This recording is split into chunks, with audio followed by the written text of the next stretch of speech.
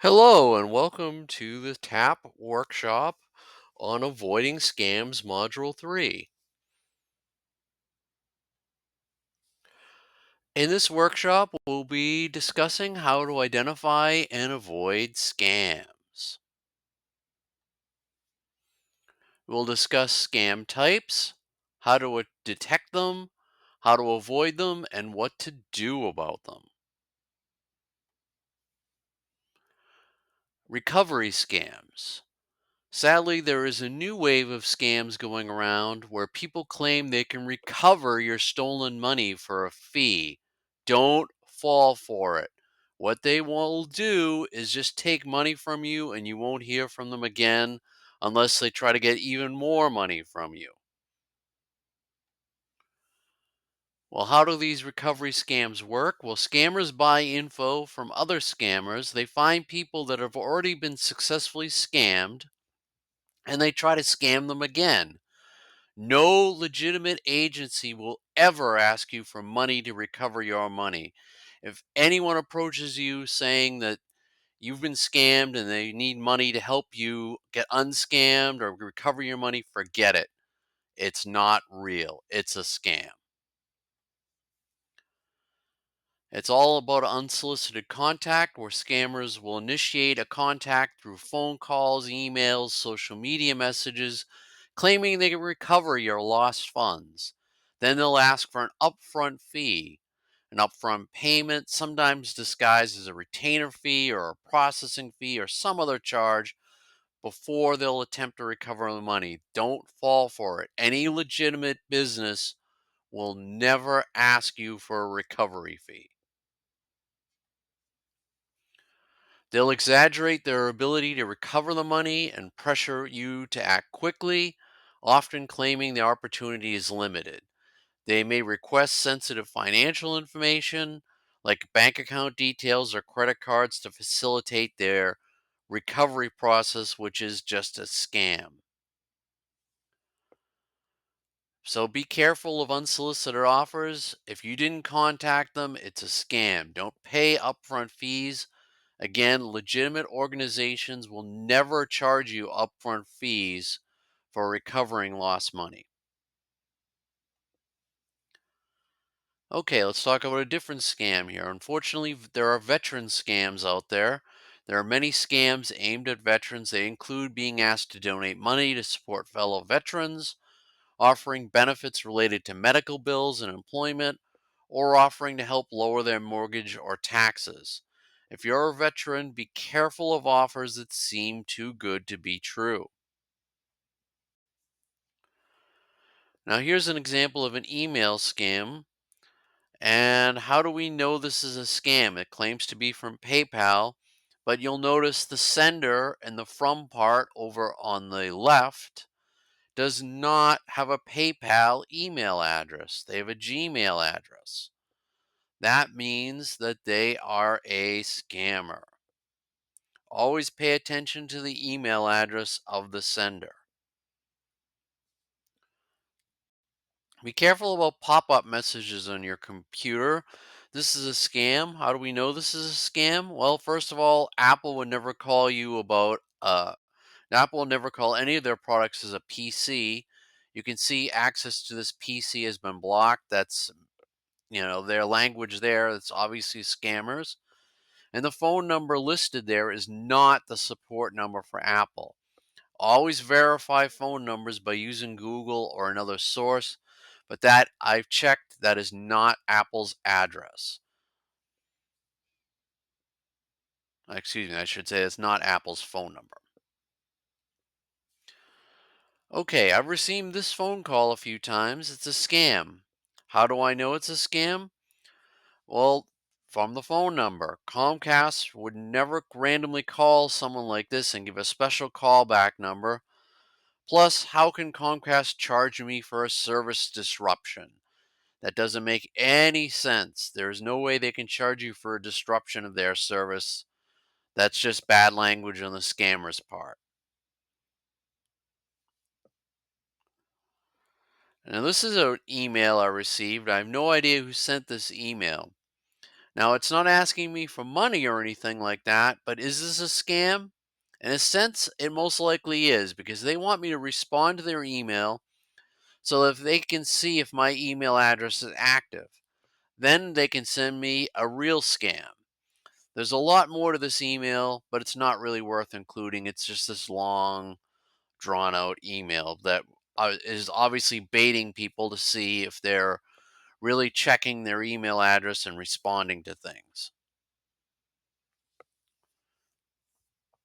Now, here's a strange text scam that I got. This is a kind of random text I received. Now, why is it a scam? Well, obviously, they want me to reply so they can find out if it's a valid phone number on my end. And then they can add me to some real text scam. Be careful when responding to random texts you receive. Honestly, you shouldn't respond to them, just delete them. That's what I did to this one. Now, this is also a scam. Now, how is this a scam? They want you to join click on that link so they get information from you. Nothing here says like they're trying to get me to give them money, but sure enough, once I click on that link, they'll try to get info from me and get money from me. Lately, we've seen that job scams are on the rise. I know a lot of you aren't looking for jobs, but a few of you might be. So I just wanted to mention this. If you're looking for a job, be careful about job scams. Did you ever get a job offer without having an interview? I don't think so. No one does. Did they ask you for your personal info? If you get an offer about a job that's too good to be true, it most likely is. Now, here's an example of a job scam. This is one from supposedly from Target telling me all this ridiculous stuff that really sounds great. And a participant showed me this, and what gives it away besides the fact that it's too good to be true? If you look up at the address there, you'll see it's not from Target, it's from someone on iCloud. So that tells you the sender is a scammer. If it was really from Target, it would say target.com. Jury scams. If you get a call, text, or email saying you owe money because you didn't show up for jury duty, don't believe it. The court system will always contact you by mail, not by call, text, or email.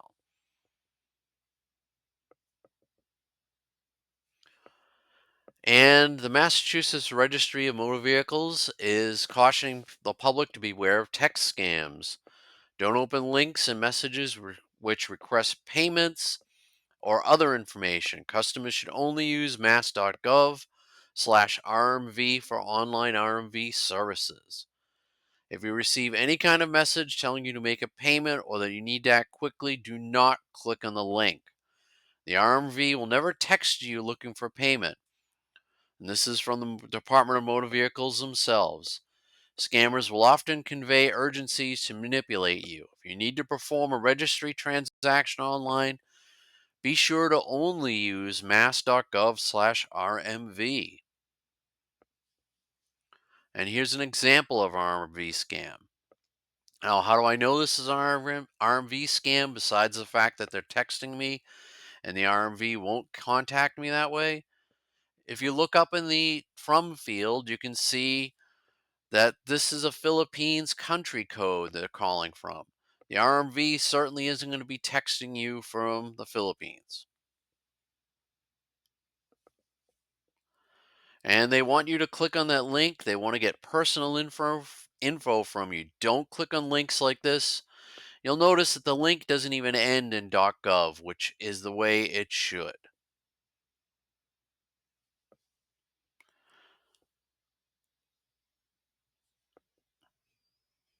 Yeah, and you can see the Department of Motor Vehicles are trying again. This is again a scam. They were trying to get info from you. And again, they just want you to click on this link. Don't click on the link. You'll notice again it doesn't end in .gov. Investment scams. You want to be very careful with investments that seem too good to be true because they usually are. One of our participants lost $50,000 to an investment scam. Be careful about any investment strategies you see on YouTube. If you have doubts about any investor, check with the Better Business Bureau and see what info they have on them. Now, one thing I strongly advise, if you've been scammed, please, please, please speak up. Don't live in silence and fear. Don't let the scammers get away with it. There is action that you can take. Don't be a silent victim. You can report things many, many ways. You can call our agency, and the numbers at the end of this workshop. And another thing you can do is you can contact the FBI. The FBI is an Internet Crime Complaint Center at ic3.gov.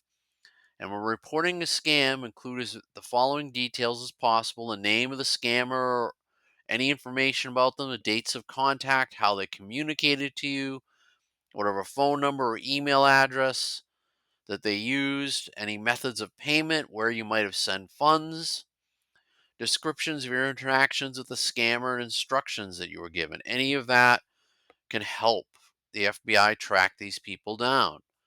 And believe it or not, these people do get caught. You can go to the IC3 website and click on File Complaint. And again, it's ic3.gov. If you really want to report a scam, you can always, again, contact our agency and we'll have that info at the end of the workshop. And we can certainly try to help you file a complaint with the FBI. And you can also contact the Executive Office of Elder Affairs at 800-922-2275.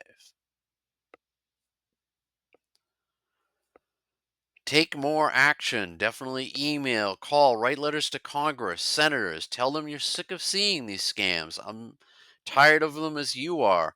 Nothing is going to change about these scams unless we push that change forward. Thank you for your time. I really appreciate it. I hope you got something of value out of this workshop, and I really hope that you will take some action and contact some people to get a legislation moving about catching these scammers. They can be caught. It's just a matter of getting people to push and get after them. And remember, at Somerville-Cambridge Elder Services, we are here to help you. You can always contact us at 617-628-2601, or you can email us at info@eldercare.org, or you can find us online at eldercare.org. Thank you for your time and your attention. I hope you have a great rest of your day.